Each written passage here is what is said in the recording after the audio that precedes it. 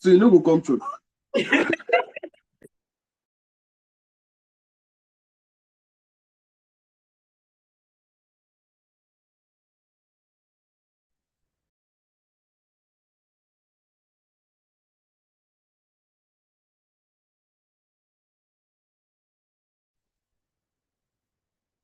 Don't know.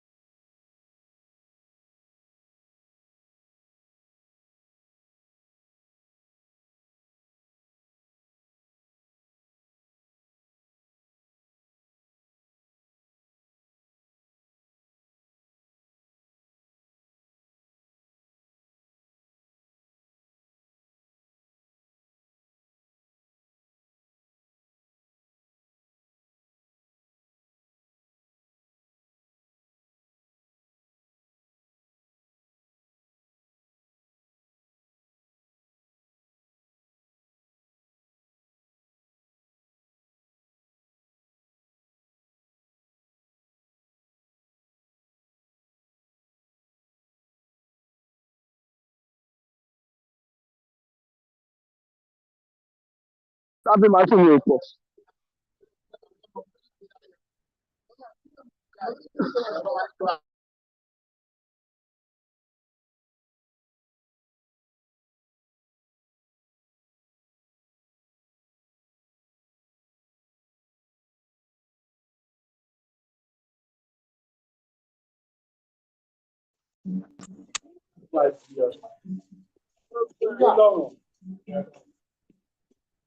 Serviços, botou serviços. Ó, é o Atlético que virou.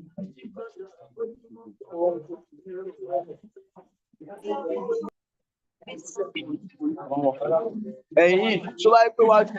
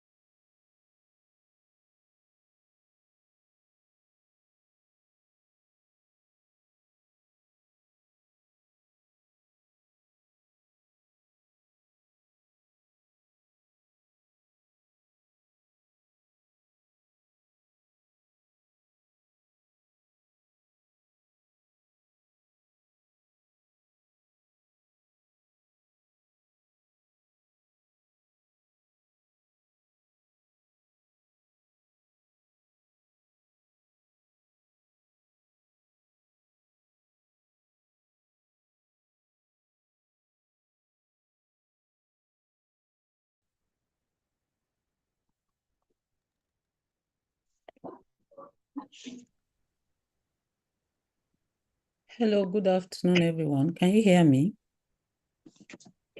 Yes, ma'am. Good afternoon, ma. Yes, ma. Yes, ma. Good Can I afternoon, ma. confirm that you can hear me? Yes, Yes, ma'am. Yes, ma'am. Okay, ma. so Yes, ma. let's give 4 minutes because some people are joining online. Then at 10 past 12, we can start, okay? Okay, ma. Alright, ma.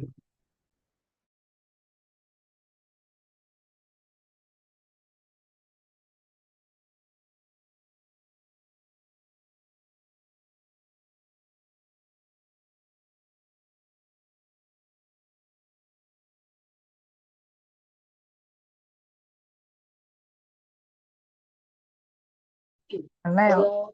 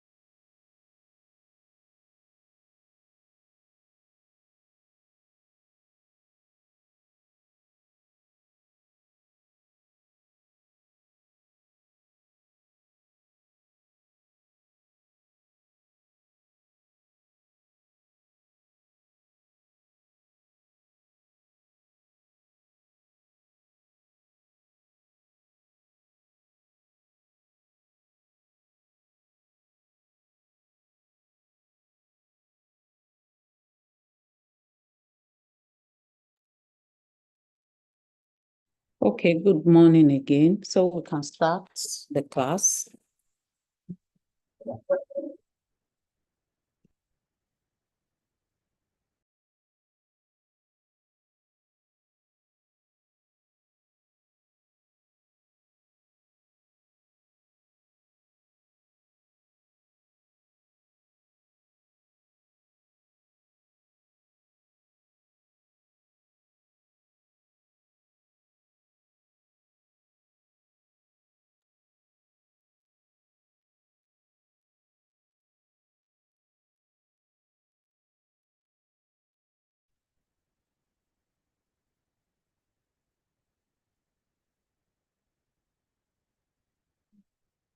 One minute.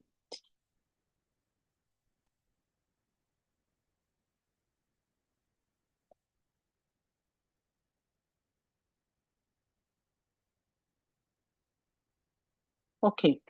So is everyone okay for us to start? Can you hear me?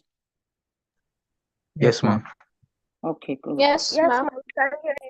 Ma'am. Okay. Okay, thank you.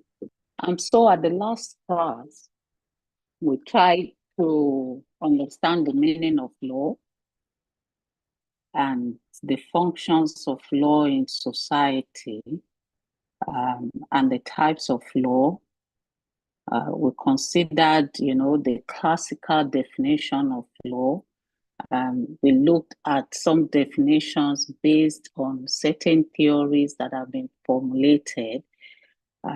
We looked at the classical definition of law as a system of norms, as a command of the sovereign that is backed by sanctions. We looked at its sociological definition, or dimension, which is based on the public good theory of law or reasoning of law around how. I'll just mute everybody, and please, I'll ask you not to unmute so that we don't have too many interruptions and distractions, okay? Yeah, I think mute all is on. So please do be wary with your microphones so that they don't come on when you don't intend. So we looked at the definition of law from the sociological perspective or sociological approach as a rule or a tool for balancing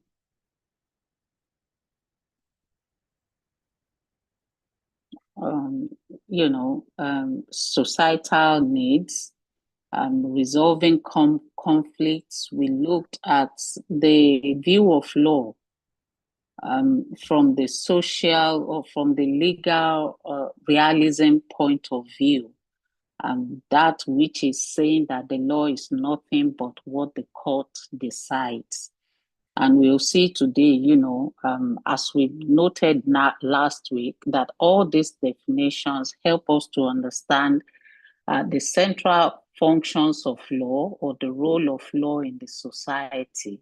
And of course, the role of the law in businesses, which is what we really want to understand. So how law functions to keep order in the society, how it serves as an instrument to punish those who violate or breach the law, what it does to promote certain activities that we desire, like certain kinds of businesses, and how law plays a role in that. I recall giving an example about, how it helps us to in commerce, because contracts can be enforced. There are rules around making contracts and enforcing these contracts. And we can imagine a world where we don't know whether what we agreed with others would be, could be enforceable or would be done. That would discourage certain kinds of activities, business activities, or certain kinds of contracts. And I also asked you why you think you are studying law for business, to which some of you gave some very excellent answers. We looked at the types of law, public law and private law, especially criminal law and civil law and customary law and international law, and what all these different types of law, what they mean within the system. So I think where we stopped, of course, I encourage you to think about the roles of these different types of business in law, and the role of these different types of law in business. How do you envisage private law playing a role in business? What role does public law play in business? The civil law system, criminal law system, how do they all relate to the business environment that you are going to be operating in, that you are studying, that you are working in. So I think we started with sources of Nigerian law. So we stopped at sources of Nigerian law. So I'm correct so far, right? Yes, ma'am. All right, good. So we stopped at the sources of Nigerian law. I think we already looked at legislation or laws made by the National Assembly or the State's House of Assembly, the State's Houses of Assembly as sources of law, that these are now a primary source of law. Of course, the GRONOM, what we call the GRONOM or the main source of law, which embodies all the governance framework, the rules, how we make them, who has the powers to do what, is the Constitution itself. And some of you might know, for example, that the National Assembly has commenced, and I believe they're still undergoing some aspects of amending the Nigerian Constitution. But this is what we call the GRONOM, or the sources of all laws. Is what authorizes governments, citizens, different organizations, authorities to do certain things. They can now go and formulate different kinds of laws, to give effect to that constitutional provision. Okay, so we have the legislation, laws made by the National Assembly as sources of law. I mentioned the received English laws. I believe this is actually where we stopped. And the received English laws, I did mention, we're all aware that we're colonized by the British. So when we say received English law, these are laws that we received, at the risk of repeating the word received. They are the laws that were brought, transposed, imported, if you like, into our system by virtue of the fact that we were a colony of the British. So we have different aspects of this law, different types of this received law. We have the statutes of general application. These are laws which were enforced in England as of January 1, 1900. All these laws were also applicable in Nigeria. Some of them are still in our statutes books. Some of them we have repealed. Some of them we have now legislation by our own National Assembly that have now,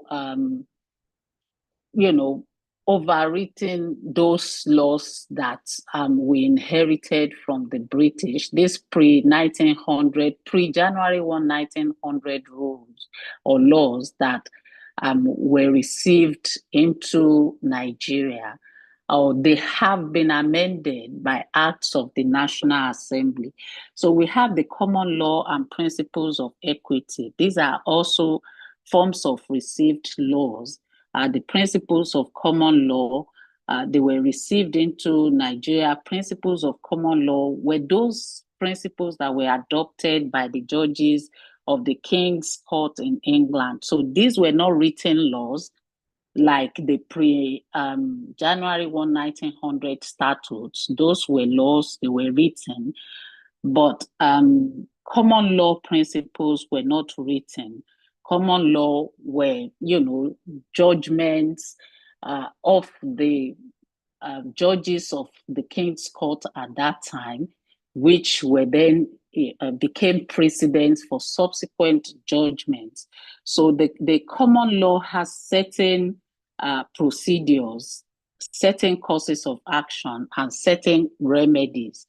When a person has an action, he must bring his action within all those procedures and courses of actions that have been established by the common law courts. If he's not able to bring his action within those principles, then he will not have a course of action, or he will not have a case, if I put it simply. So he can't bring his case if he can't find any of the procedures that are existing any we call it cause of action, like something which is already established as a way to establish the case that the person is bringing to court. If he can't bring his grievance or his problem, his dispute within all those courses or procedures that have been set up, then he can't bring a case. So you can imagine how that is difficult. If there's a unique problem or a unique dispute, that means the person cannot find any remedy at the common law courts. So it's the same with the remedies. They must be able to bring the remedy that he wants within the remedies that are already existing in the courts. So if he wants a new form of remedy, right? For example, if it's in a contract and the remedies that the common law courts have is to award damages, right? That means I can't bring an action for specific performance, which means the person must still perform the contract, right? Even if there has been a previous breach. So if the common law courts only award damages for breach, then he won't be able to ask the court, please let him do what he has promised to do, right? And that brought about what we call the intervention of equity. And the courts of equity did not have to follow that strict regimen that the common law courts follow. So you understand that all these are forms of received law into Nigeria. They influence the way that we developed our laws and that we practice the laws. And you are hearing all this, or it's relevant to your understanding of this course, and of course, your future work, because you will find, even as we go on in this course, you find examples where we say that at common law, this is the case, but the courts of equity intervened for this remedy to be allowed. It's only that remedy is not available at common law, but because there is an equitable remedy, what we call equitable remedy, the person could then get some respite on the disputes that they are brought to the court. So the doctrines of equity. Hello?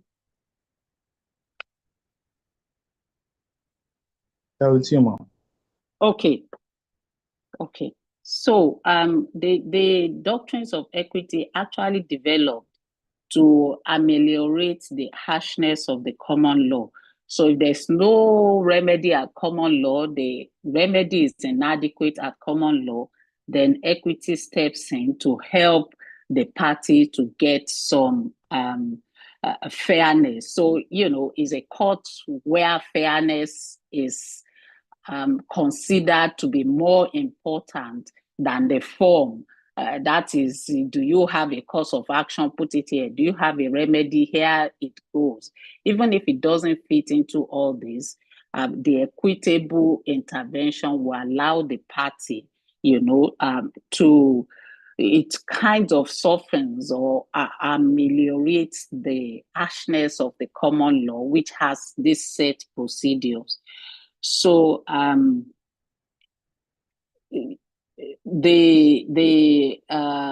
for equitable remedies to apply, there are what we call the maxims of equity.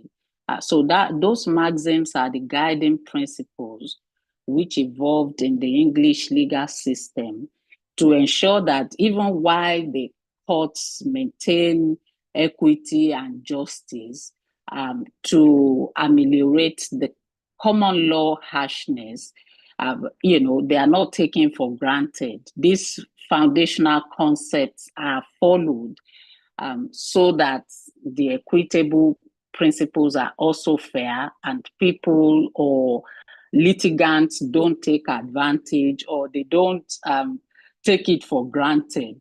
So there are equitable maxims that apply in equity, which guide how the courts operate and decide the cases.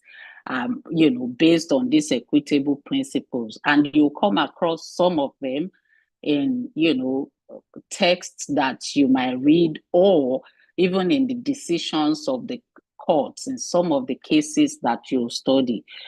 You find, maxims like equity follows the law, meaning that equity ordinarily does not depart from the common law. Its intention, its purpose is not that it should depart immediately from the common law, but that it should follow the law and only step in when there is going to be, injustice. For example, if because of the procedure, the strict regimen of the common law courts, the person will not get a remedy, the system will not be fair to them, they will not get justice, then equity will step in, but it doesn't depart from the law primarily. Equity will not suffer a wrong without a remedy. That follows, the first maxim. If there are no remedies in law, then equity steps in to provide a remedy. So it will never allow a wrong to go without a remedy. Whereas at common law, if you don't have your case within a particular set of procedures or course of action, you have no case and you have no remedy. Equity looks at intent rather than the form, which, if you consider the explanation of the common law system, it can be clear because equity focuses on the substance and the purpose behind the action, behind the dispute, not on the strict formalities that is followed at common law, where your action has to fall within certain causes or certain procedures and certain remedies. So equity would allow, that flexibility because it is more about substantive justice than it is about the formality. Equity regards as done that which ought to be done.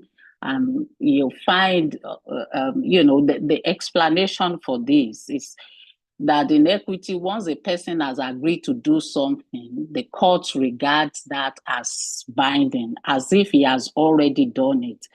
For example, if someone signs a contract, say that the contract says they are going to transfer property, right?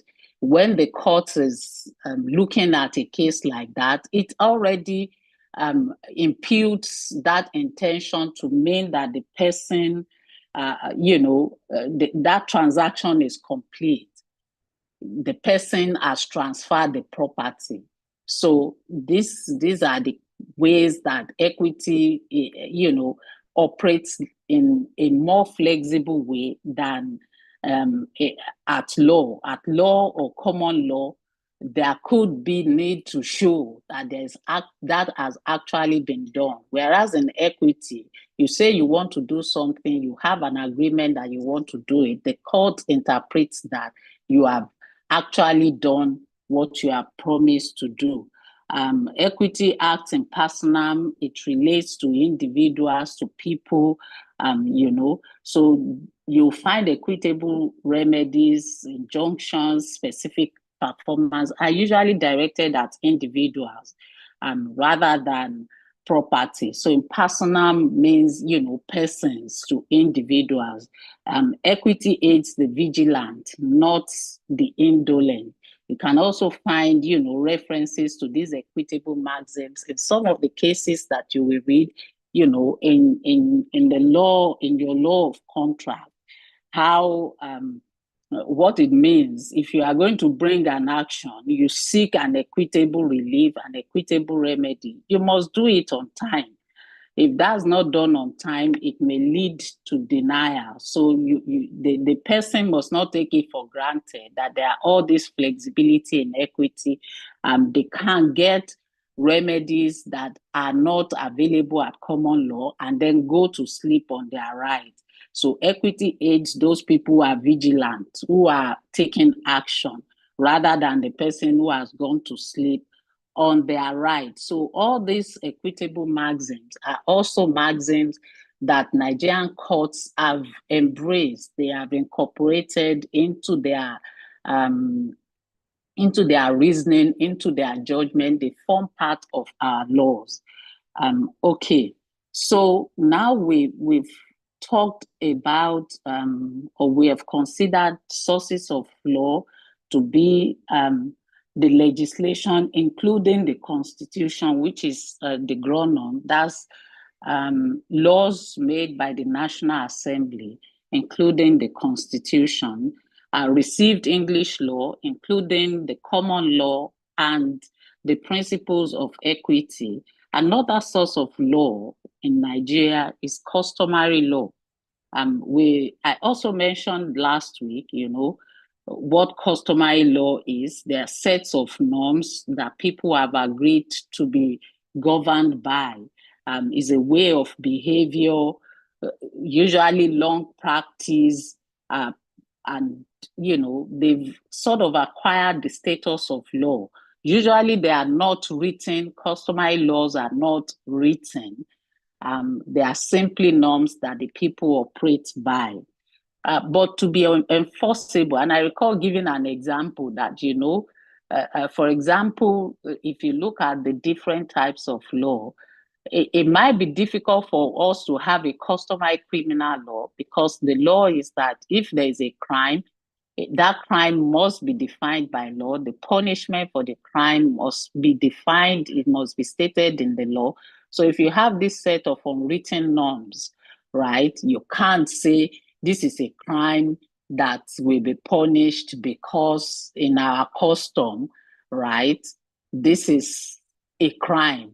And, maybe that helps you to think around things that you have heard or seen, that people have sort of, elevated to the status of crime or an offense, and, which you can now appreciate, how is that, how can that be enforced? How is that criminal? And even if people will enforce it, right? For example, things like female genital mutilation, right, are customary. There are practices. Some people in some communities have come to accept that, but that's outlawed or is a crime. So if somebody is caught performing it, they can actually be punished under the law, regardless of the fact that this is their custom, they believe in it, they have been doing it for many years. So we say that custom is a source of law. Customary practices or practices form part of the customary law. If they are not repugnant to natural justice, equity, and good conscience. So customary law is accepted as a source of law as long as it's not repugnant to natural justice, equity, and good conscience. It must not be in conflict with any other written law or any law in force. For example, we have under many of our customary law, customary system, there are inheritance, rules around inheritance, rules around marriage, like polygamy, right? People marry 2, 3, 10, 50 wives, whatever, right? And that is still accepted as part of the custom. And there are customary laws or practices that govern those kinds of marriages. But marriage to a dead man after some, in some communities, in some customs, is also practiced. And that has been ruled by the court as being repugnant to natural justice, equity, and good conscience. You can't make a living person marry a dead person, regardless of how long you have had that custom, practiced it, that it has been accepted that it is possible amongst the people practice it. If it fails what we call the repugnancy test, that is against natural justice, equity, and good conscience, then that customary law cannot stand. It must be declared void and inapplicable. So we have the fourth source of law, what we call judicial precedent or case law. So these are courts decide the cases. Remember when we talked about the theories of law, the definitions of law, and one of the definitions was that law is the interpretation that the courts give to the statutes, the law, all these, wherever the laws are derived from, that we don't really have, we don't really understand what the law is about, its purpose, its objective, what it's aimed at, until the courts start to interpret that law. So judicial precedent or case law, the decisions of the court are also a form of law. Because cases that have been decided earlier by the courts are also followed in later cases. When the courts have similar cases, they follow the decisions that they have made before to decide the cases. So when a litigant, or when there's a dispute, parties come before the court considers what their cases are, it looks at the law, and it is for the court to interpret those disputes to reach a decision based on what the law has provided, based on how the court applies that law to the facts of the case or to the interpretation of the.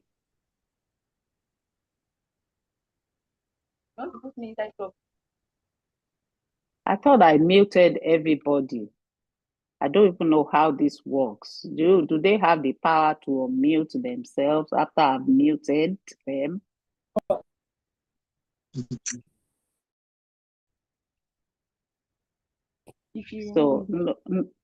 Okay. So what I'm going to do for people who keep on muting and interrupting, I'm going to just kick you out, okay? Once I see you are unmuted, I'm just going to kick you out of the meeting. I see a hand up.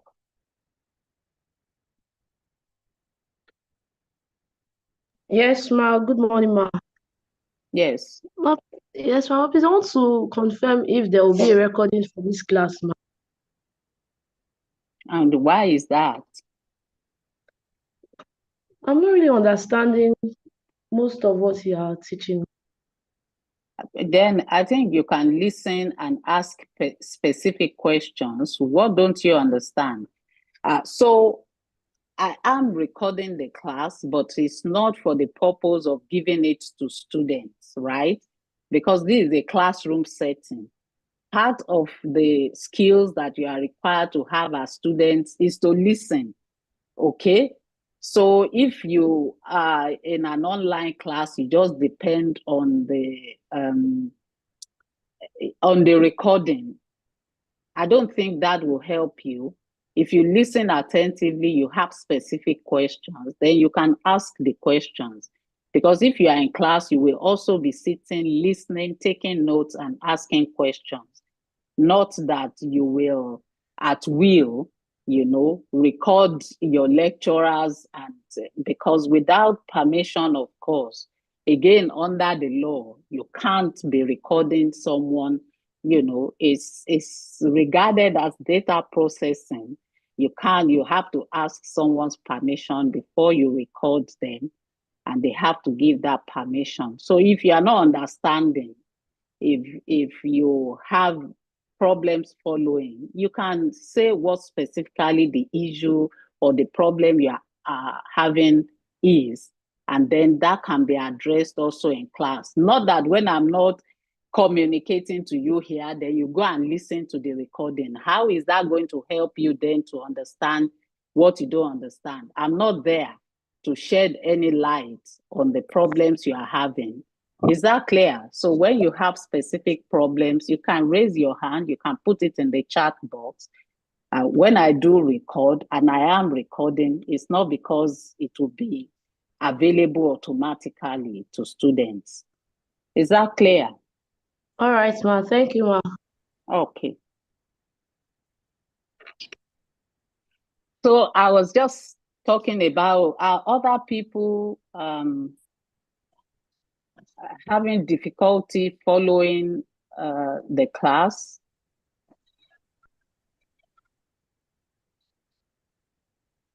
I'm sorry, but for those people that are unable to join the class because it's already like the space is already filled.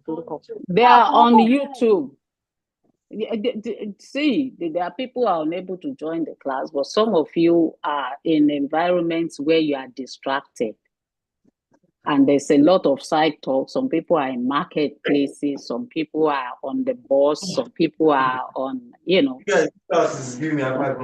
Bro, this shit just came up from one. I was like, what is that beast? What is that beast?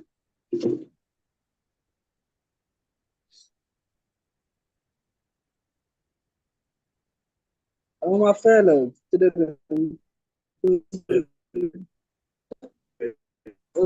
Jesus, why is it sounding like a Google man? Look at that shit over there. Nonsense.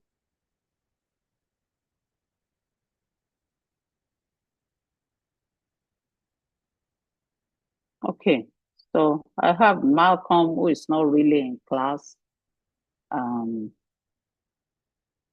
I have kicked Malcolm out.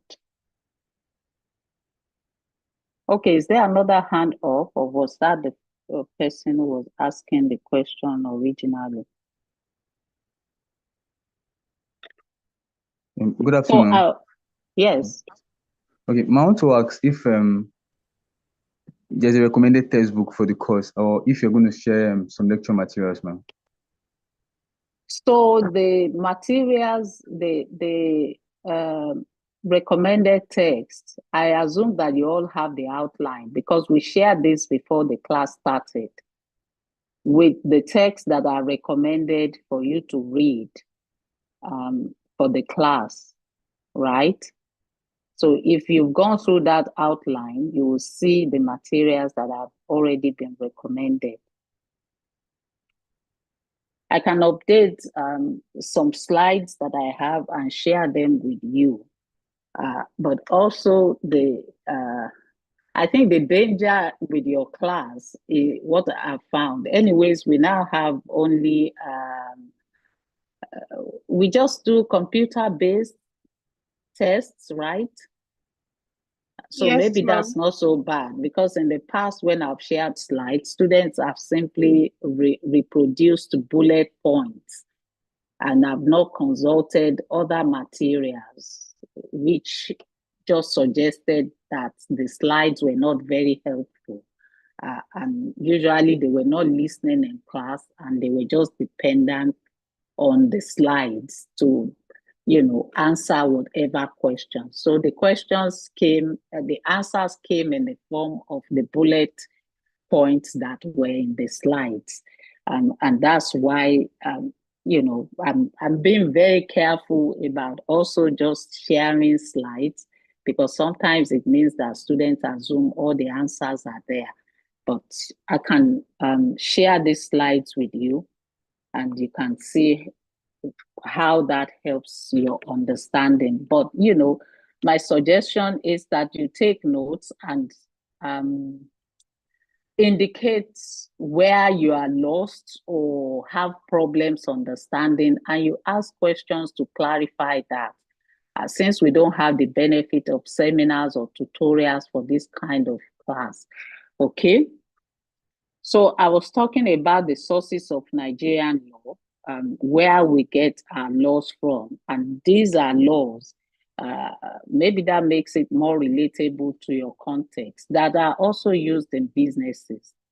These are the laws that businesses also apply.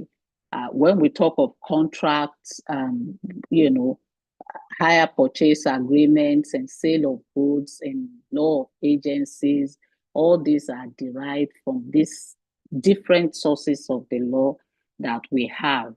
And I've mentioned that our laws are sourced from the laws that are made by the National Assembly.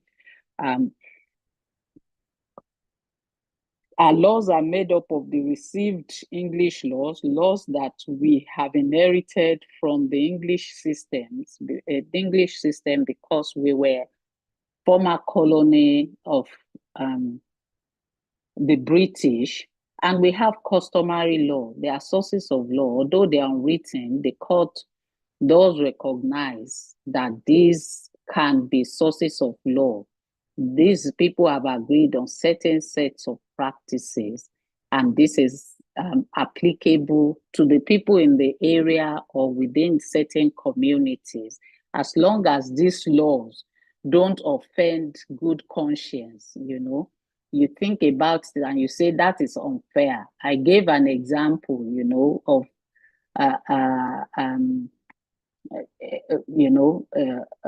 a marriage to a dead person in some cultures. If in a culture it allows that if you have a contract, an agreement, go to my farm and do 3 plots, farm on it, do whatever, and then somebody says, it's the custom here that when you own the land, you can step in anytime and take possession of that land. And, so somebody has farmed, invested, and then you come as the owner and say, based on custom, I can take over all this land now, everything you farmed in it, all the investment, that could be the custom but you think, that's unfair. Why should a custom allow somebody to do that? So that's unconscionable, and the law will not allow those kinds of customary practices to stand. So I was talking about the fourth source of law, judicial precedent or case law. And I was referring to, our understanding of law as actually what the courts do, because at the end of the day, it's when the courts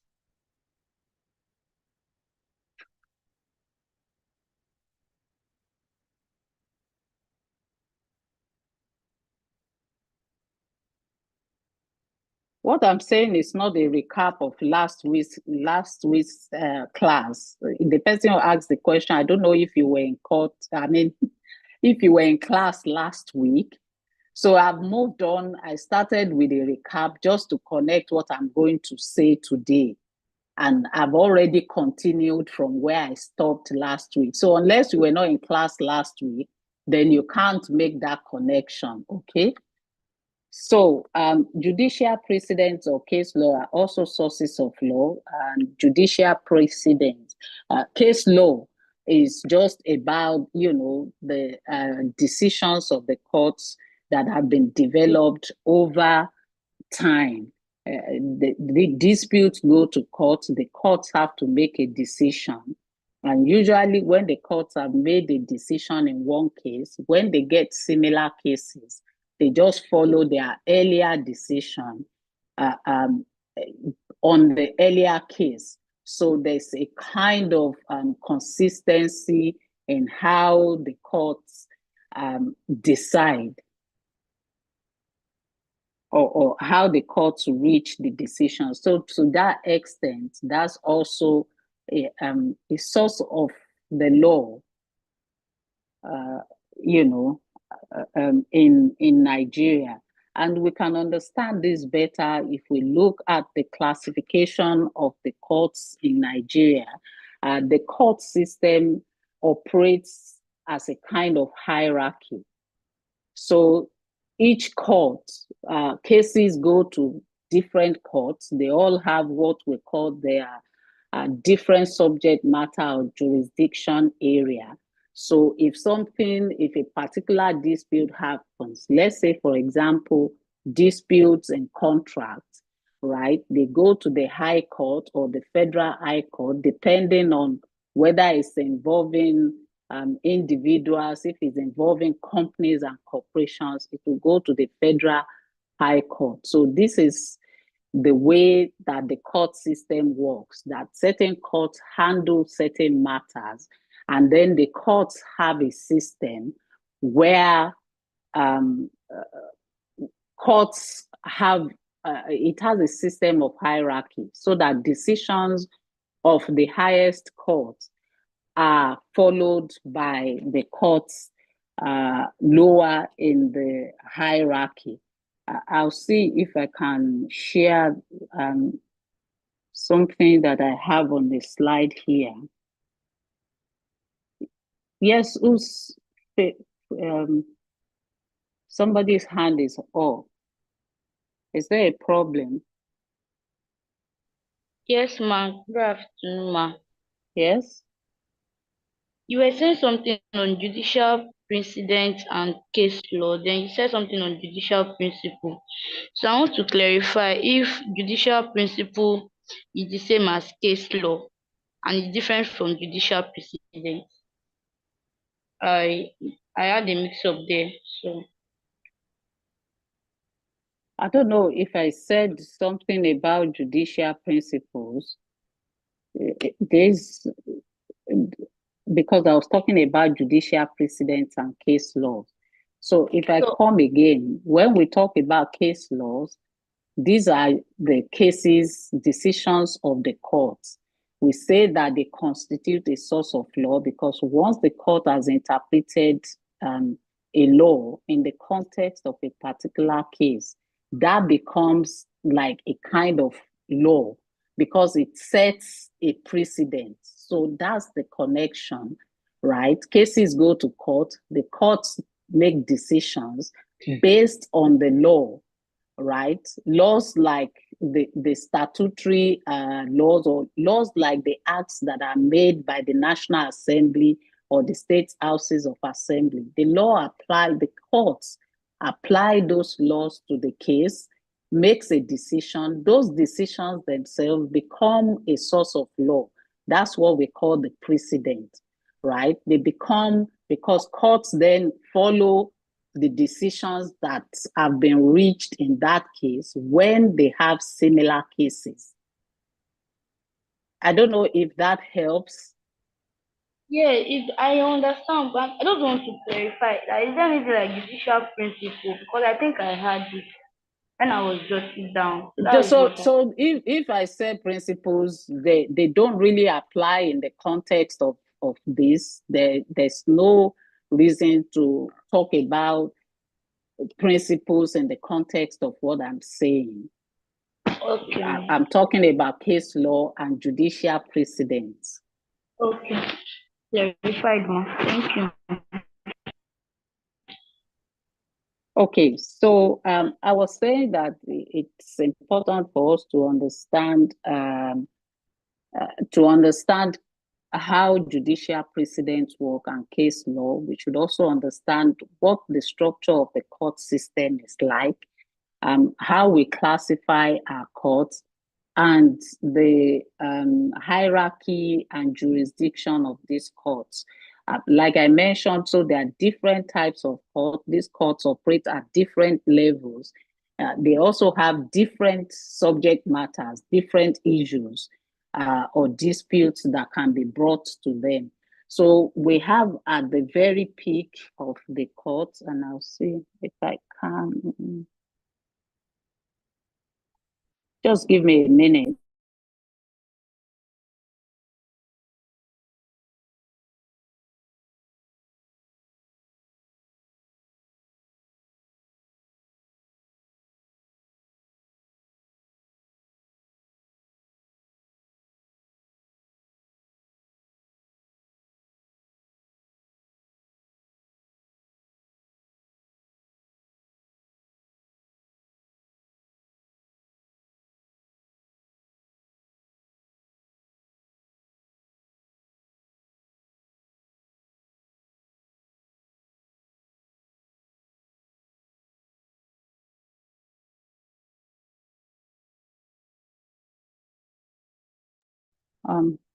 Can you see my slides?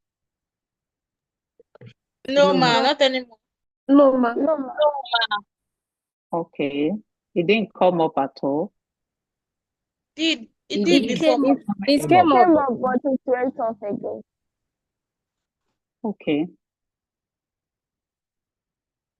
Yeah, we can see it now, Can ma. see it now. Okay.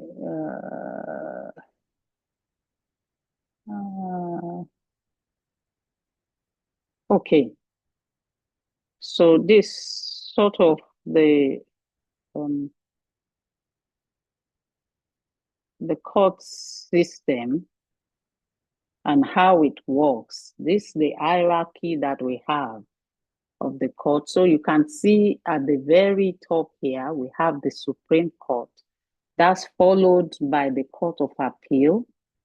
And then we have all these courts. We call them courts of equal or coordinate jurisdiction. These courts are all on the same level, right? The Supreme Court is highest, the Supreme, followed by the Court of Appeal. Then we have the High Courts. We have the Federal High Court. We have the Federal the High Court of the Federal Capital Territory. We have High Courts of the states. We have the National Industrial Court, which is a court for, industrial actions, employment related. So these different high courts also have their different jurisdictions, like matters that are concerning certain activities, they go to the Federal High Court. Matters involving companies and corporations, maritime, admiralty cases, they go to the Federal High Court.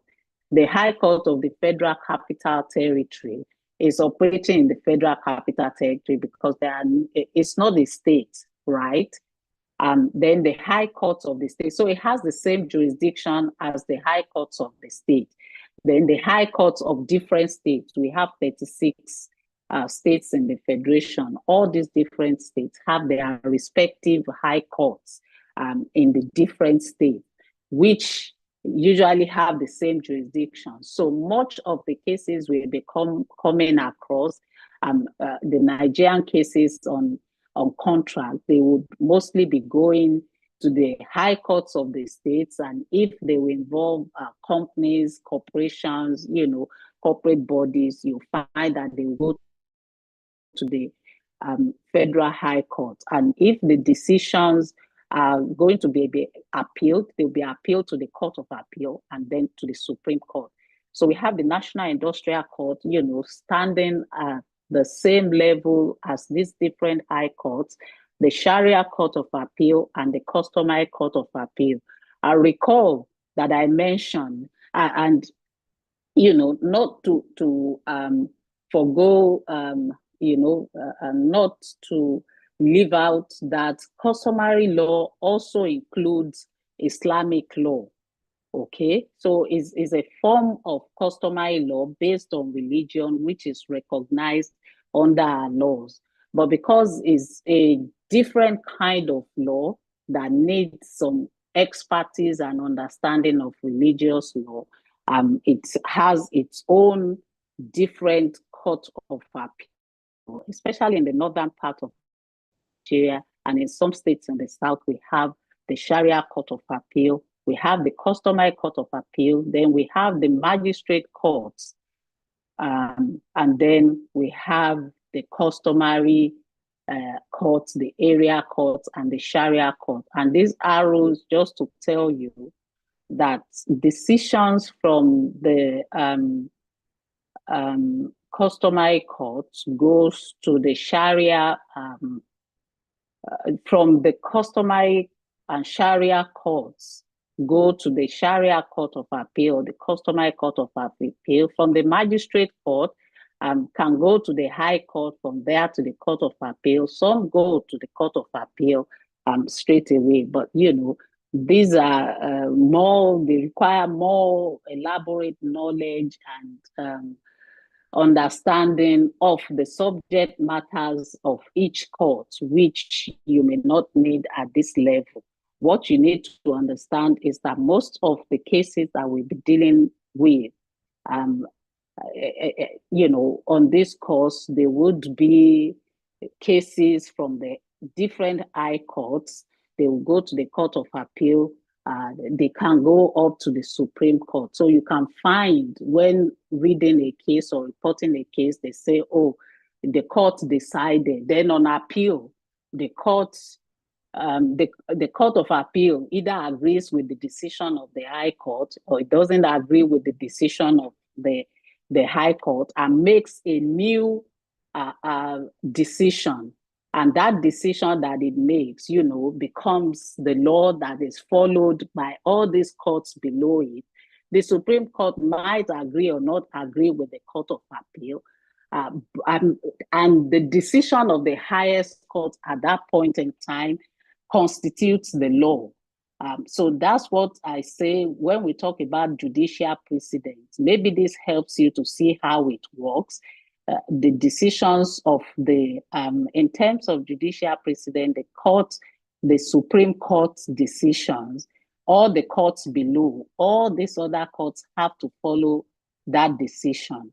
The Court of Appeal, unless the Supreme Court overrules itself, it says, oh, that decision that we reached in XYZ case, that was not the correct decision. We now want to correct it in this new case, and that correction now becomes the law.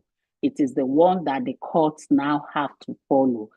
That's the later decision that corrected an earlier decision. So you have all the courts in terms of judicial precedent following the cases, decisions in the cases by the Supreme Court.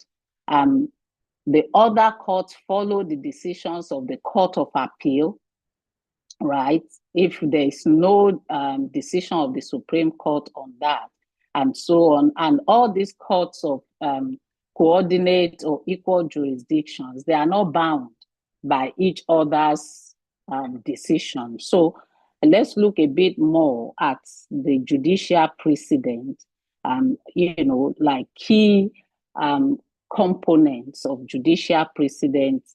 There are rules, judicial precedents, and we'll look at it jointly with what we call the interpretation of statutes. These are the two components that help us to understand how courts reach their decisions. So that when you read a case and you say, oh, the court was unfair, why did it do that? Why did it reach that kind of decision? It just looks unfair. You can look at how the principles that guide courts and how they reach their decisions and how they interpret the law, so that when they are making these different decisions, you know why those decisions have been made. And for now, you can understand why the different courts would follow, or the idea of judicial precedents of courts following the decisions, their own decisions or decisions of courts that are higher than them in the hierarchy. Yes, somebody's hand is up.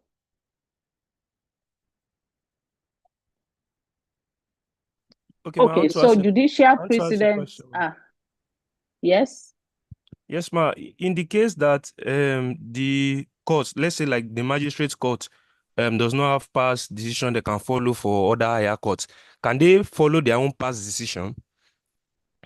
Yes, courts are bound. I think I just mentioned that. Courts, but these are also inferior courts. We call them inferior courts of records, right? Inferior courts of records are not normally bound by the rules of precedent. So there are superior courts of records. All these courts at the Supreme Court, the Court of Appeal, the High Court, these courts of appeal are all courts of superior courts of records, right? The inferior courts of records are not really bound,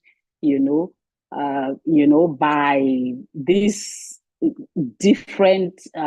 They have more flexibility, right? Because there are many of these courts all around, the country. In one locality, you can have quite a number of magistrate courts.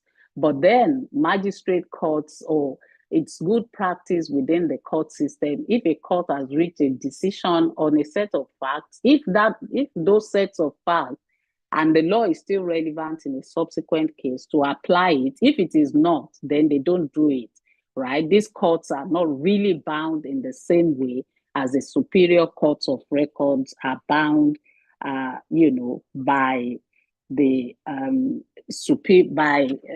precedents, but they can't depart from precedents of higher courts, okay? So judicial precedents and rules of interpretation, they are, the legal principles. So the person who said I mentioned principles, this is where we talk of principles, principles that guide how the courts, how judges make their decisions, and how they interpret the law. And when we talk of judicial precedent, you can also see, find that being referred to as stare decisis, which means to stand by the things that are decided, to stand by previous decision.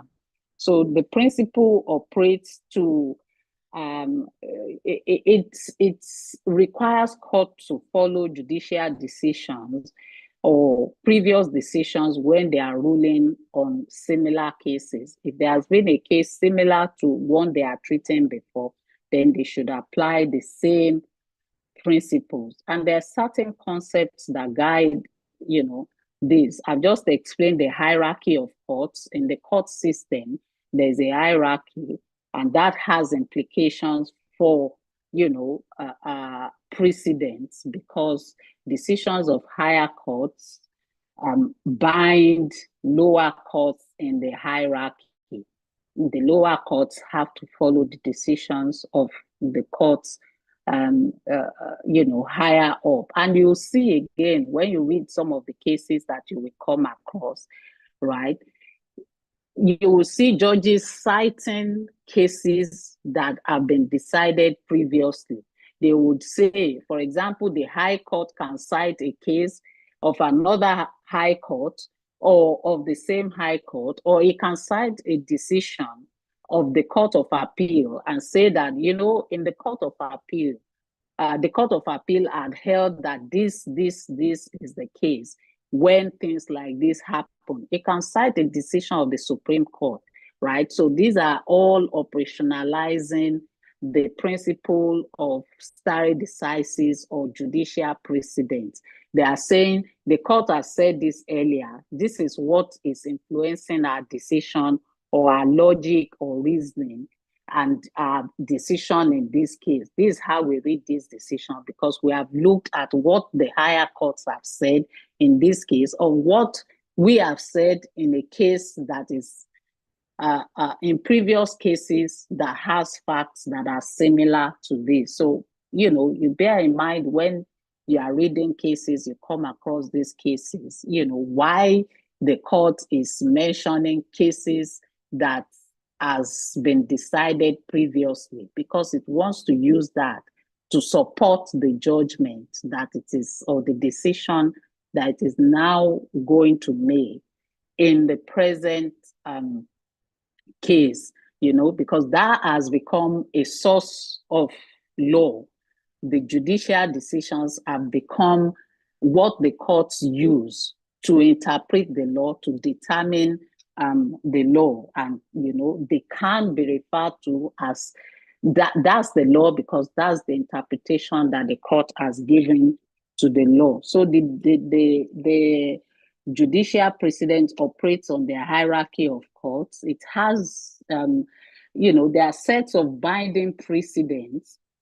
I've mentioned that where decisions of higher courts bind the lower courts, and sometimes the decisions might not be binding in the sense that the courts have to follow it. We have persuasive precedents. So you can find in reading cases in Nigeria where decisions of the courts in England, decisions of the courts in America, decisions of the courts, elsewhere might be mentioned, particularly because of the way that our law developed as I mentioned, around the common law, they received English law in England, right? And we have framed our system of laws along that of the English system. You'll find references to a lot of cases from England. We say that these cases have persuasive authority. They can persuade the judge to decide the facts of a case one way or the other because of the historical connection with the British, that some of the laws we got from there, especially in the law of contract, which is, we don't have a law that is called law of contract, right? So this law of contract developed from different practices, it's a kind of norm that developed. You can't find it like you say, there is a book that is called, or there's a statute book that is called the law of contract. Like you will find maybe traffic offenses law, a criminal law like that. You won't find, the law of contract embodied in a single statute saying this is what you do when you enter into a contract. These are the steps that you take, right, when you enter into a contract. So in that sense, we will find many instances where we have to go, or the courts have gone.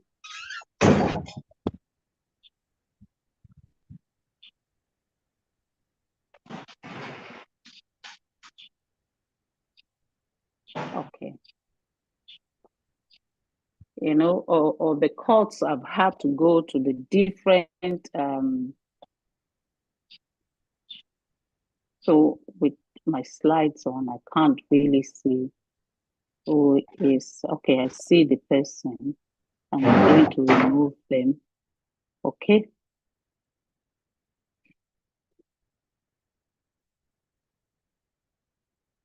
Okay, so,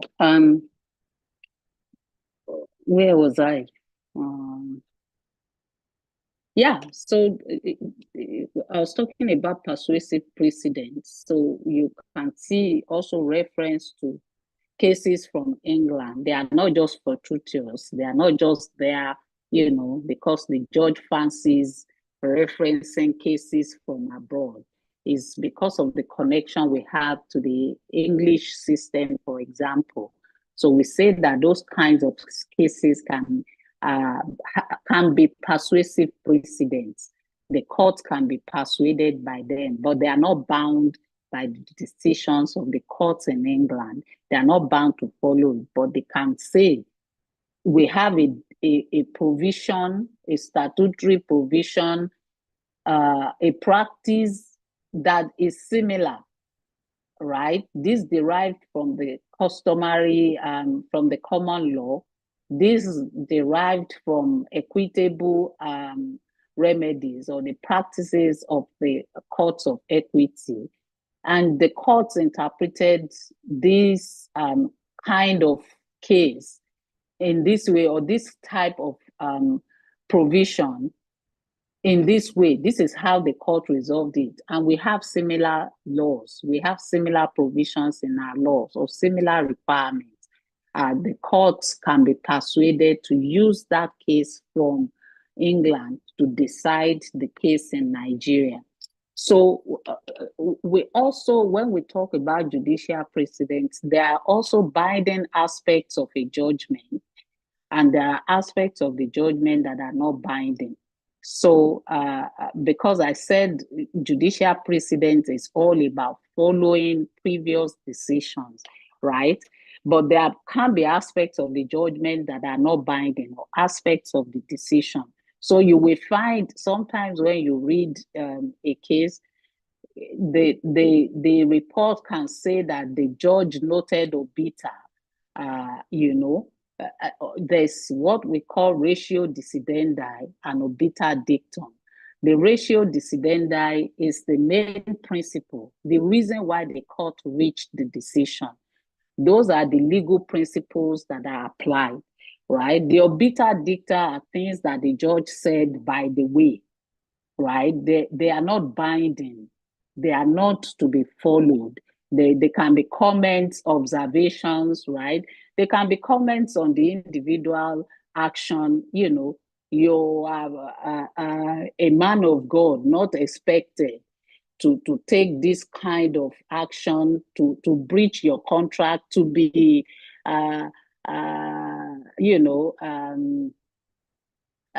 maybe to be unfaithful, to be, this is an ungodly act, this is not, they can be around the person's character, the just things that the court will say, which has no grounding in law, which is not part of the points that the court has considered in reaching the decision. We call that obiter.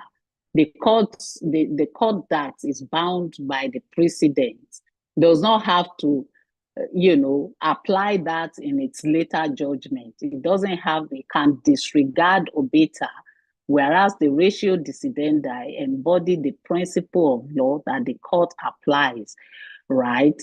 That this is a breach of contract because the time has passed when you are supposed to perform the contract. Therefore, the court awards a damage,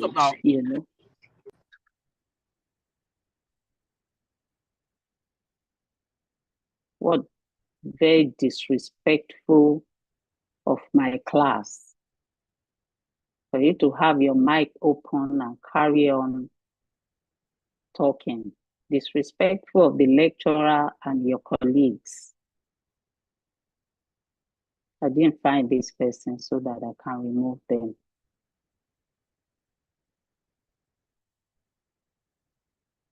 Okay.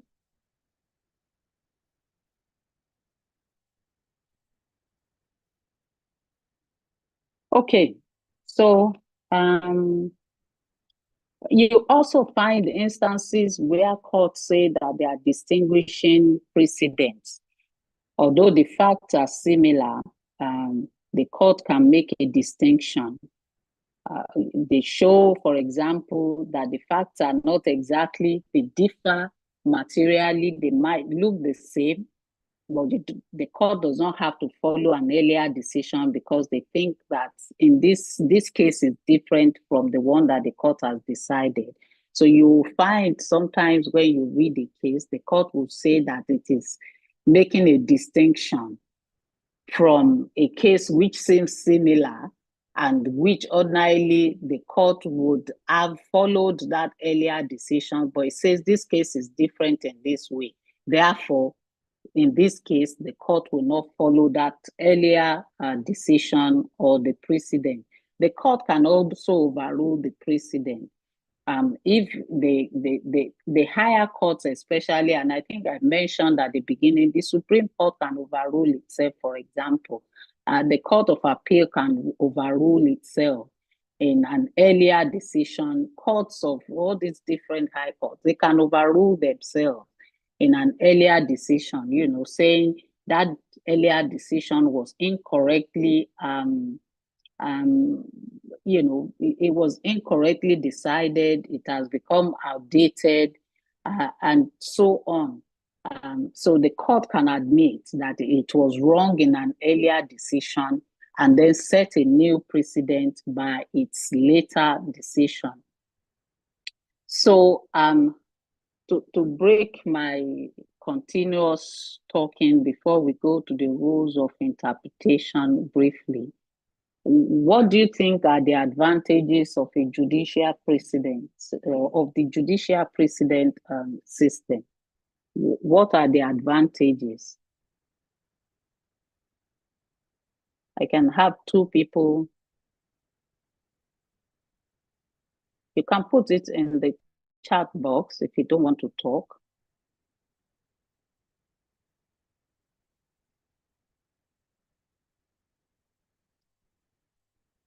Yes, Ephraim, Okpara, Prince, Okay. you All raising right. your hand for the question, okay? Ma, I think it makes for ease in judgment, ma. Okay, good. Lower courts. since they are similar cases, so they'll be able to, there's ease in making judgment, man. Okay, so is in the sense that is quite ambiguous. Is like certainty, consistency. It's easier for the court to make a fairer decision. Yes, ma'am. Okay, good. So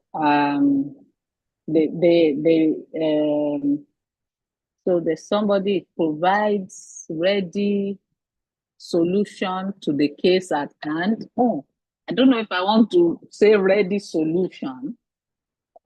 Instead, I can say that it's a more efficient system, because a ready solution looks as if the court does not have to do anything. But even when the courts are following precedent, they have to deliberately consider the facts or the arguments that the parties have brought. I've mentioned to you, court can make distinctions, they can overrule earlier decisions, so they have to be careful about how they consider the cases. Not just that they'll say, oh, these facts look similar to X, therefore I apply the decisions that the court has reached in X case to this one. They have to give considered opinion, considered judgment. It creates a regular pattern of decision making. Yeah, that's predictability. So it allows for predictability. Sometimes people don't go to court. Lawyers will say, don't bother, because based on the precedents, everything that the court has done so far, you can't win.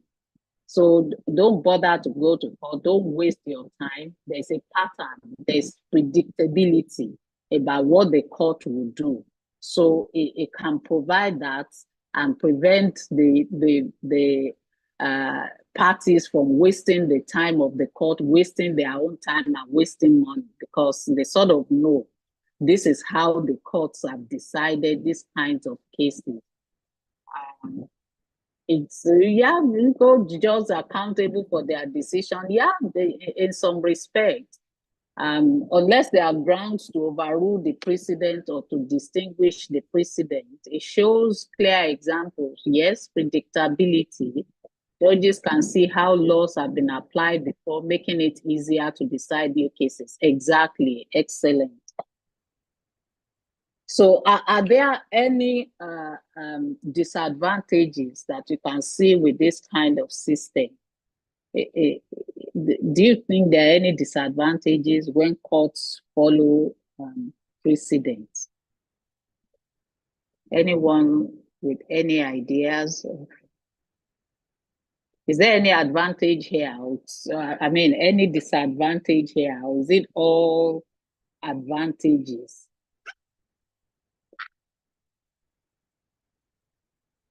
Yes, someone raised their hand. Adenike.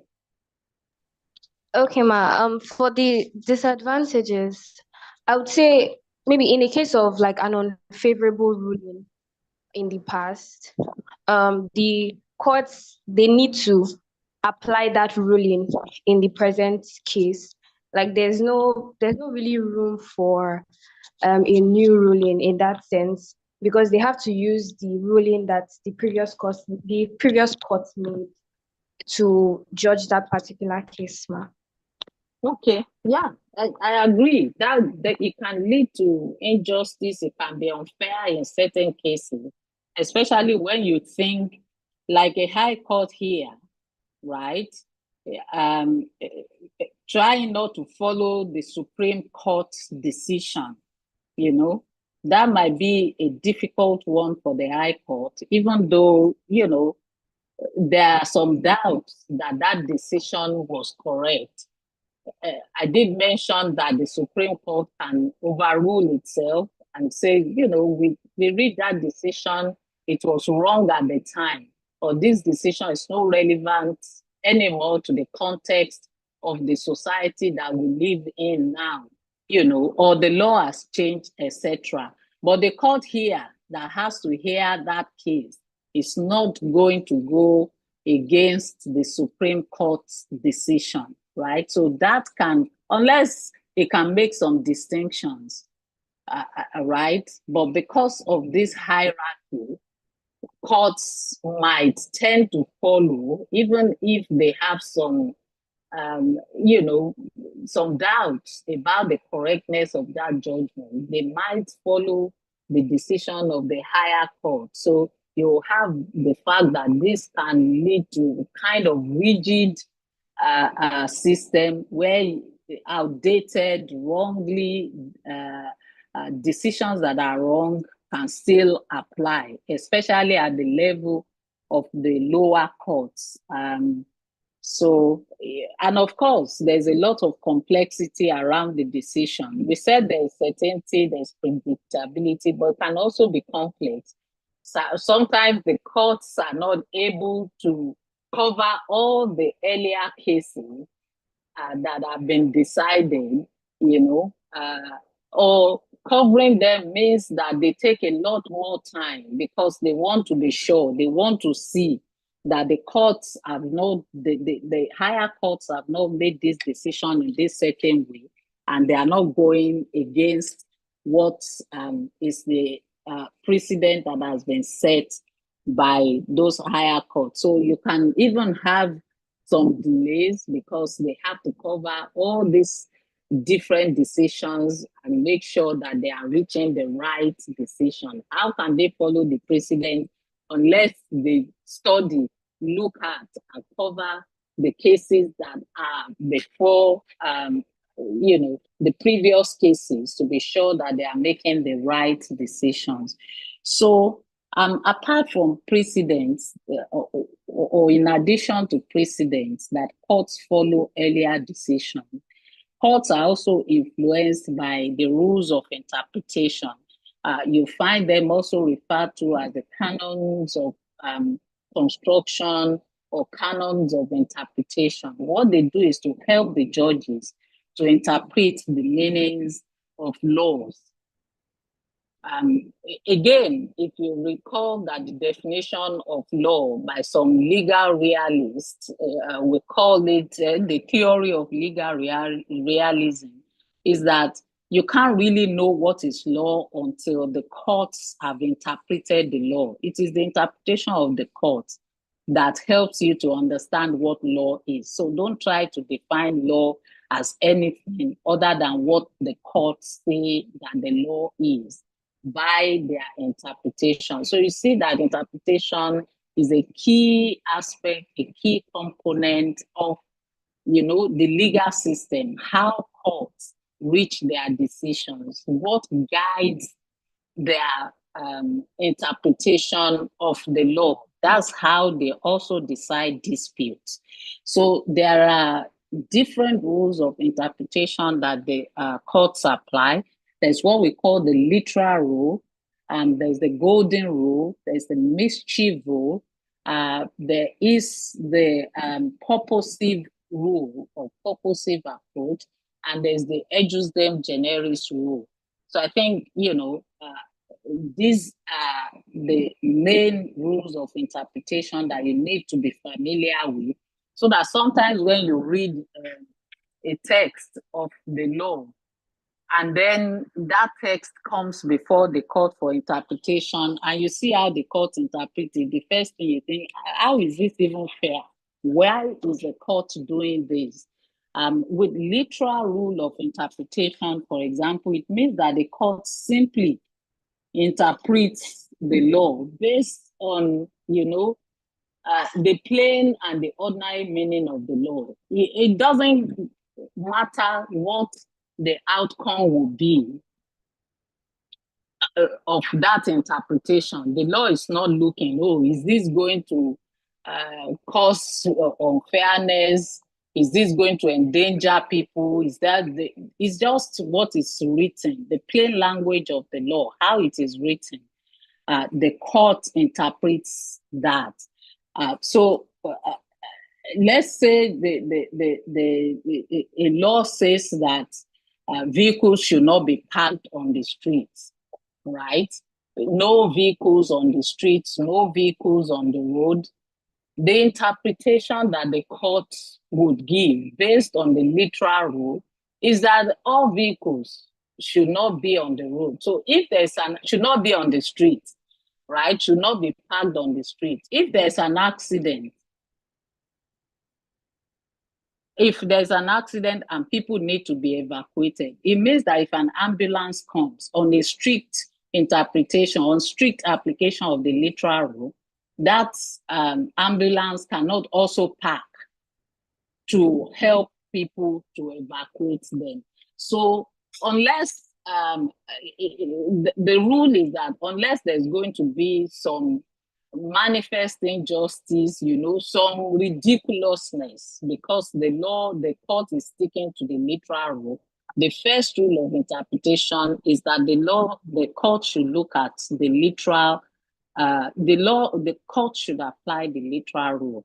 That's the first rule of interpretation. When it now sees, oh, it's an ambulance that has been arrested, the driver is being charged. Yeah, but even though the law says no vehicles on the streets, actually that should be possible. And that's what the golden rule does. It modifies the literal rule to avoid an absurd result, a ridiculous result, like not allowing an ambulance to park on the street because the law prohibits all vehicles from parking on the street. So, that would be unfair. That means that if people's lives are at risk, it should still not be done, because literally the law says this is what should be done.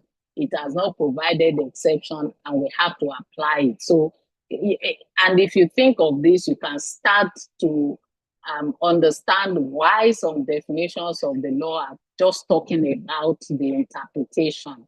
Because if you look at the law in the state where it says simply don't do this, right? Until the court comes in and says, that's ridiculous, that's absurd. If you say don't do this, and if you say, for example, no parking on the street, and you say, an ambulance also cannot park, that doesn't make sense, right? So we have to interpret this law in a more reasonable way, that, allows for the society to exist. And you can also link that, to the definition of the social good of law. Law as regulating, the society, existing for people's benefit, for their good, this sociological perspective or theory of what law is. If law is supposed to, be for the protection, peaceful coexistence, to guide people on behavior, how can it be that it doesn't even allow an interpretation that protects them, their property, their environment, and so on? So the mischief rule focuses, like the name suggests, on the mischief. What's the mischief or problem that the law intends to correct or remedy? And again, we can use the example of, the not parking on the street, right?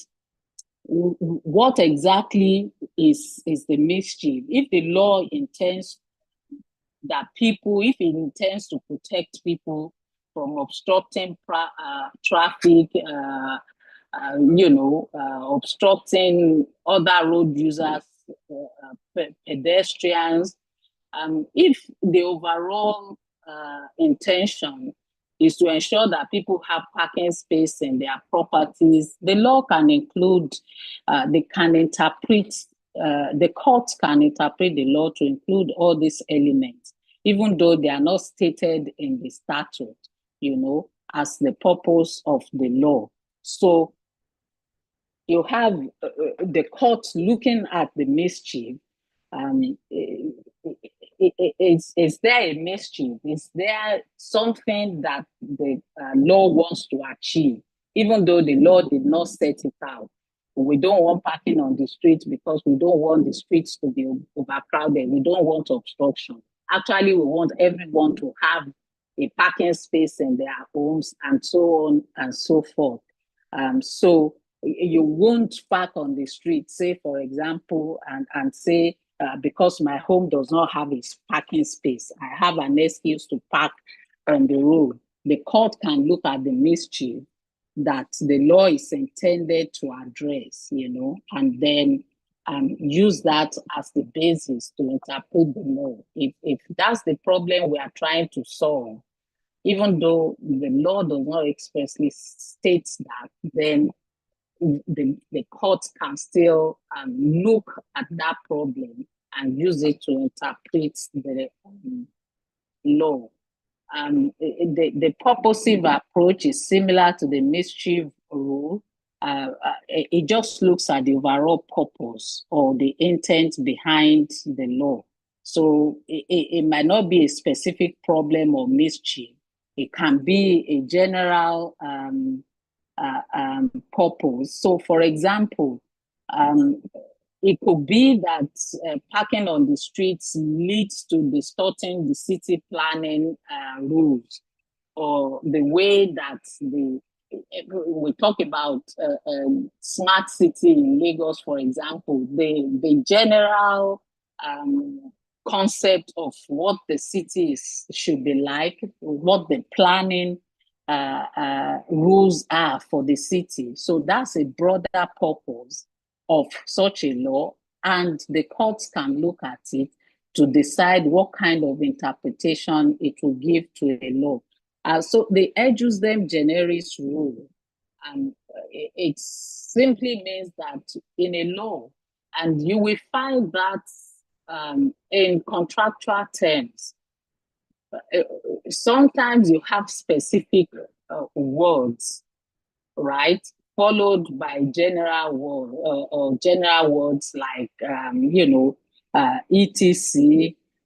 The rule is that when you have specific words and they are followed by general words, you have to interpret those general words by considering or with reference to the specific words. So we can use an example of, if you have, a law, a term referring to these includes cars, it includes trucks and other vehicles. Now, other vehicles is the general word. We have cars and trucks as the specific words. You can, that cars and trucks, what cars mean or what they look like and what trucks look like. But other vehicles are kinds of, they bring a lot of other types of vehicles into that classification.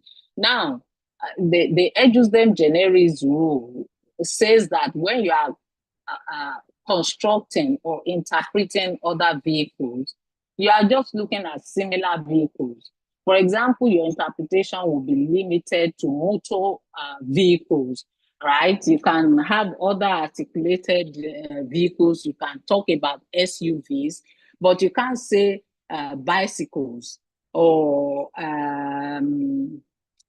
motorcycles or tricycles, because these are not in the same category as the specific words, right? So if a contract would embody certain specific items, certain specific words, obligations, and so on, other general words that are not stated, they would be interpreted with relation to, with reference to those specific words. When you say goats, dogs, you don't go and it says other animals. You don't talk about lions and, wild animals. You think goats, dogs, you think domestic animals, right?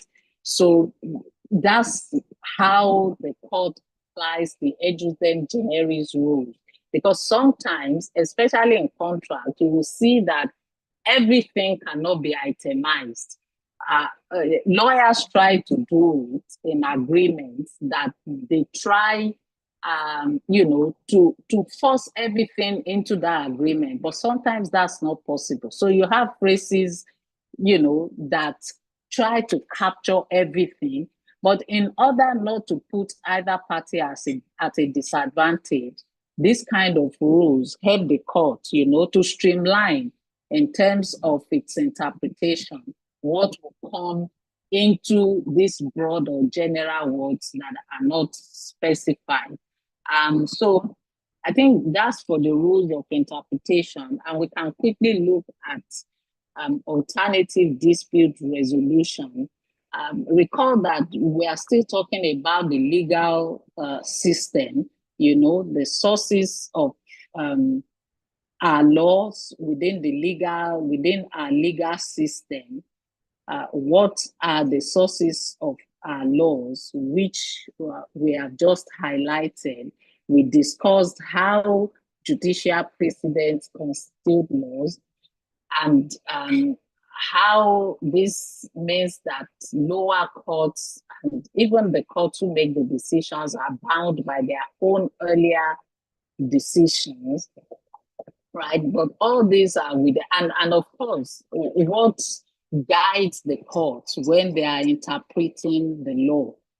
Because of the importance of judicial precedents, courts are also guided in how they interpret the law. So it's not random interpretation. It's not at the whim of the judge that he just decide, oh yeah, this is how this tickles me, and this is what I'm going to say. It has to justify how he has arrived at the decision.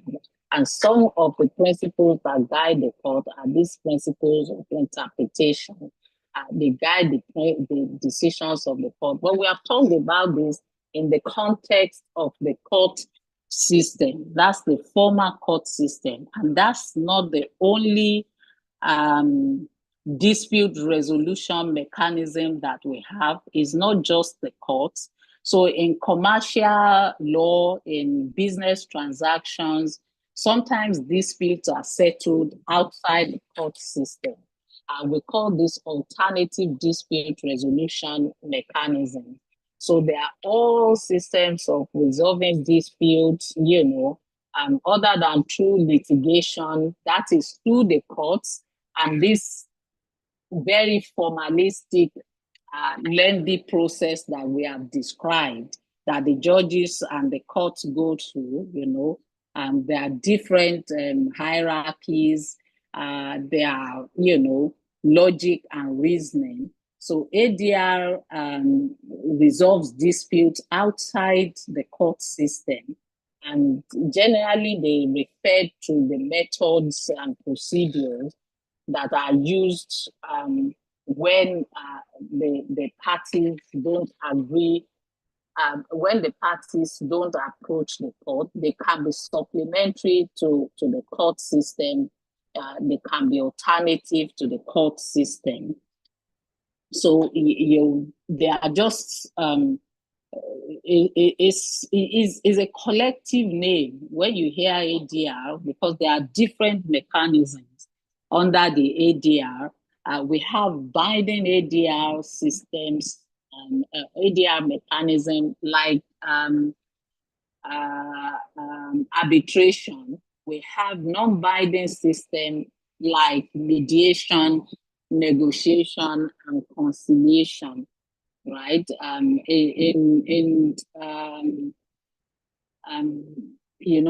When we talk about binding ADR like arbitration, the decisions at arbitration are just like the decisions of the court. So the arbitration is simply a form of simplified trial. And some of the cases that you come across, you see that the parties agree beforehand that they are going to go to arbitration. That's also a common feature of commercial disputes, that the parties to a contract say, we go to arbitration because arbitration can be faster, it can be simplified, it's easier. The parties agree that they are going to appoint a neutral person called the arbitrator. Usually, arbitrators are subject matter experts They can be lawyers, they can be people who are vast in the kind of business. Say is a dispute around a contract on shipping, right? Or electronic transaction or banking and so on. They would have somebody as an arbitrator who is an expert, right? And sometimes the advantage with that, above the court system, apart from it being faster, is also that, you have somebody who is an expert. The judges are not necessarily experts in every, subject matter or dispute brought before them. But in arbitration, you have this simplified form where you have somebody who has the expertise, as a member of the arbitration team, or if it's a single arbitrator, as that arbitrator. So you have people who have expertise. The parties often would have agreed before, in their contract that they should go to arbitration if there's a dispute. So the technicalities of litigation, all the filings in court, it avoids that. And we say it's binding because the decision of the arbitrator is based on the law, right? They apply the law. It's not, just a consideration of the facts. Just like the court, they have applied the law, and the award is binding. The decision of an arbitration panel is called an award, and is binding on all the parties. And just like in the court system, if they are not happy with the award, that is the decision of the arbitrator, then they can appeal to the appropriate court, the court that would have jurisdiction. Like I mentioned earlier, if it's an industrial dispute, they can go to the National Industrial Court. They can approach any of the high courts, depending on what the subject matter of the dispute is. Then the parties can appeal the award of the arbitration panel or the arbitrator to the courts. So the distinct advantages which I've mentioned, also, it's a confidential process. There's more expertise. There's saving time and cost because it avoids the technicality of the court system. There's expertise in the decision making. Is a less formal process and a less confrontational process. Some of you would have heard, when the people say, in our different communities, they will say when you go to court, you don't come back and smile as friends, or you don't remain as friends, because that's seen as a very adversarial system. Is very confrontational. People are not expected to be shaking hands and be hugging when they have gone to court to settle their dispute.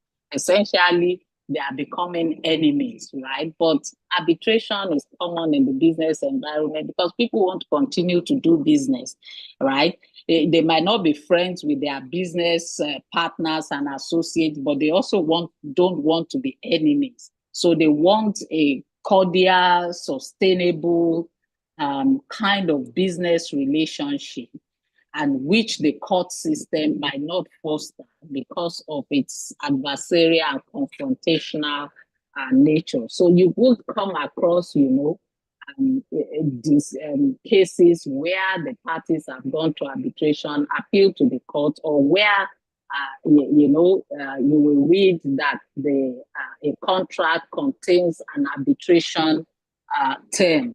That's the parties to refer to arbitration if there are disputes. So non-binding alternative dispute resolution, I've mentioned negotiation, mediation, and conciliation. And in negotiation, the parties simply communicate directly with each other or through their representatives to try and resolve whatever differences they have. And is also a common approach to ADR. ADR is a common mechanism in ADR to manage disputes, so that the parties reach a consensus without too much formality, too much conflict. But those decisions are not binding when the parties negotiate their dispute. They just want to arrive at a decision. If they don't arrive at a decision, that's the end of that process. And the mediation, that's facilitated usually by a third party called the mediator. It just tries to facilitate discussions, bring the parties together, help them to reach a sort of consensual solution. And in the case of conciliation, that's also a process involving third parties, but the third parties have a more active position, more influence to try and settle the dispute. They can draw up the agreement, propose terms for the parties. So the arbitrator is also a kind of advisor, plays an advisory role to try and develop a framework around which the dispute can be resolved.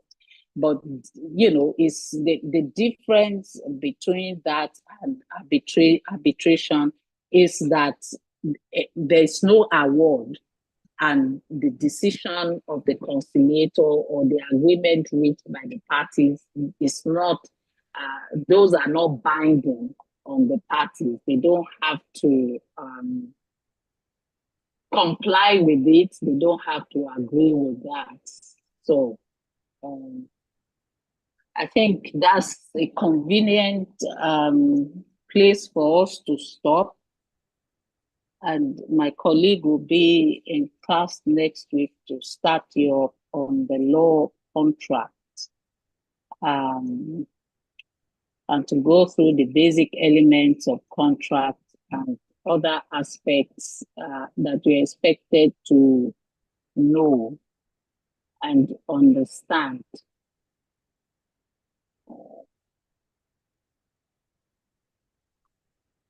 So, yeah, is somebody raising their hand?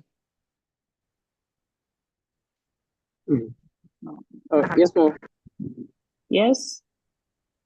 Yes, I just wanted to ask if you can briefly go over the Please, I rules can't of hear you. You are very muffled. Can you hear me now, ma'am? Yes. Okay, I wanted to ask if you could go over the rules of interpretation. Just All the briefly. rules of interpretation. Were you in class? Yes, ma'am. So, yes, ma'am. how come you did not? Which one do you not understand? What's the problem? Like pretty Tell much. me the specific problem. You can't just say go over the rules of interpretation. What specific problems do you have? Not specifically, just generally, actually. That's a lot, given the time that I have. You must be, is it that you don't understand the rules, or is it, you can't ask somebody to repeat almost the whole class without having specific questions. What's wrong with the rules from your perspective? What do you not understand about it? Not that I start all over. If that's the case, then you have to make an appointment to see me. If you don't have specific questions, it's like saying, can you repeat your whole lecture? Excuse me, ma. I'm sorry, I can't find the Yes. raise hand. I can't find the raise hand feature. I wanted to ask that you briefly explain mediation non-binding under mediation under non-binding. I did not get the specific difference between negotiation. I understand negotiation and conciliation, but mediation, I didn't really get it. Please, could you go over it? Thank you. So I talked about mediation as a form of dispute resolution. It's largely informal. Who has the speaker? Somebody has their microphone on.